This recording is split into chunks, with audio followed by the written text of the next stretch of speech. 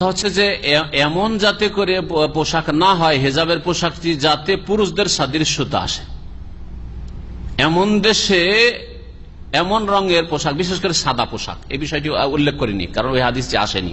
নবী করিম সাল্লাল্লাহু আলাইহি ওয়াসাল্লাম পুরুষদেরকে উৎসাহিত করেছেন সাদা পোশাক পরার জন্য। এই জন্য সাদা পোশাক পুরুষদের পরা মুস্তাহাব সব সময়। কিন্তু ইলবাসু মিন সিয়াবিকুমুল বিয়াদ ওয়া কাফিনু ফিহা মাউতাকুম, তোমরা হে পুরুষরা তোমরা সাদা পোশাক পরো আর তোমাদের মৃতদেরকে সাদা কাপড়ে তোমরা কাফন দিও। তাহলে এই সাদা কাপড়টি পুরুষদের জন্য। মহিলারা যদি সাদা কাপড় ব্যবহার করে, এই ধরনের এই সেমাক, গুত্রা, এই যে গুত্রাগুলি আছে, সেমাকগুলি আছে সাদা রঙের মহিলা, অনেক মহিলারা আছে সাদা পরে আসে, তাহলে এটা পুরুষদের সাদৃশ্যতা হয়ে যাচ্ছে। এইটা হেজাব জায়েজ নয়। এইরকমই এটা পরে এটা যদি কেউ যদি হেজাব করে তাহলে জায়েজ নাই। কিন্তু এমন কোন রং, কালো রং হইতে হবে এমন কোন শরীয়তে বাধ্যবাধকতা নাই। কিন্তু কালোটা এই জন্যই পছন্দ করা হয়েছে যে কালোতে সবচেয়ে কম আকর্ষণ, যাতে কোনো আকর্ষণ হয়তো নেই। সবচেয়ে অন্য যে কোনো রং দেন, সবুজ দেন আর হলুদি দেন আর লাল দেন, যে কোনো রং দেন আকর্ষণ আছে, তাই না? কিন্তু কালোতে তেমন আকর্ষণ নেই, এই জন্য কালোটাকে পছন্দ করা হয়েছে। কিন্তু এমন যদি রং হয় যে কালো হয়তো পাওয়া যাচ্ছে না বা ওইরকম সুযোগ সুবিধা হচ্ছে না, এমন রং, কাছাকাছি রং, যেই রঙগুলিতে তেমন আকর্ষণ নেই, ওই রঙের কাপড় দিয়ে, আর সেটা পুরুষদেরও পোশাক নাই, পুরুষরা ওইভাবে সেটা মাথায় ব্যবহার করে না, তাহলে তা দিয়ে হেজাব করা যেতে পারে, কোনো অসুবিধা নেই, তা দিয়ে হেজাব করা যেতে পারে। এক কথায় কালো শর্ত নাই, কিন্তু আকর্ষণ মুক্ত হওয়া শর্ত। আকর্ষণ যেন তেমন না থাকে কাপড়ে, আকর্ষণ রয়েছে। লাল রং যদি থাকে মেঝেতে, কখনো নামাজ পড়বেন ওইদিকে নজর যাবে, তাহলে নামাজের খুশু নষ্ট হবে। যেই রঙগুলিতে আকর্ষণ কম সেই রঙগুলি ব্যবহার করে দেয়ালে অথবা মেঝেতে।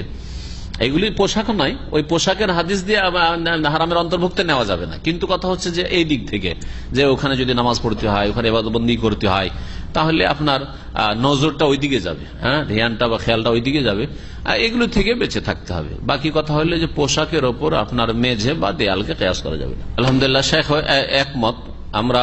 আমি কোনদিন এখন পর্যন্ত একে কি বলছে টাইকে হারাম নাজাইজ বলিনি, তবে আমি নিজের জন্য পছন্দ করি না, সেটা আলাদা বিষয়। আলেম ওলামারা পছন্দ করে না, আমি পছন্দ করি না। বাকি কেউ যদি কোন স্কলার অথবা কেউ দিনী আলোচনা করে আর ব্যবহার করে, সেটা নিজের সাজ হিসাবে জায়েজ রয়েছে। পোশাক হচ্ছে জিনত, এইটাও জিনতের জন্য ব্যবহার করছি, দেখতে ভালো লাগছে সেজন্য ব্যবহার করছি। তো ওই রকমই আমরা এটা ব্যবহার করছি, উনি ওইটা ব্যবহার করছেন, পছন্দ লাগছে।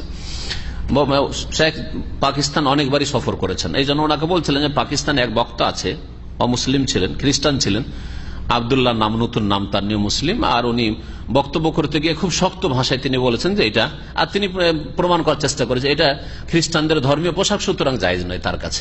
কিন্তু তার সাথে আমরা আগে থেকে একমত ছিলাম না। আমাদের দায়ীদের সাথে বেশ কয়েকজনের সাথে এই বিষয় নিয়ে বিভিন্নবার আলোচনা হয়েছে। যা হোক, তবে প্রয়োজন না থাকলে না ব্যবহার করে ভালো মনে করি। কিন্তু কেউ যদি ব্যবহার করে তা আপত্তিও করি না, কেউ যদি ব্যবহার করে তো সেটাকে আপত্তি মনে করি। আসল বিষয় যে হারাম থেকে বেঁচে থাকে, টাকনার নিচে যেন কাপড় না যায়। এখন টাইয়ের সাথে যদি আপনি টাকনার নিচে কাপড় নিয়ে যান, এদিকের ফ্যাশনের চাইতে ওইদিকে ফ্যাশন, তাহলে ওইটা হারাম ফ্যাশন, এটা জায়েজ, এটা জায়েজ, কিন্তু এটা হারাম। তো যেন ইসবাল না হয়, টাকনার নিচে কাপড় না যায়, এগুলো খেয়াল রাখতে হবে। ঘর থেকে যদি কেউ মসজিদে জামাতে নামাজ পড়ার জন্য যায়, তাহলে সে যেন হজের উদ্দেশ্যে বেরোলো, এরকম হাদিস আমি জানি না। আর ভাষায় বলছে যে জাল, কথা জাল, তাই না? ভাষায় বলছে জাল, কি আল্লাহু আলাম। আল্লাহ পাক রব্বুল আলামিন যেন আমাদের সকলকে সংশোধন করার তৌফিক দান করেন, ইসলামের তৌফিক দান করেন। আজকে এখানে শেষ করা যাক, সময় বেশি হয়ে গেছে। সুবহানাকাল্লাহুম্মা ওয়া বিহামদিকা আশহাদু আল্লা ইলাহা ইল্লা আনতা আস্তাগফিরুকা।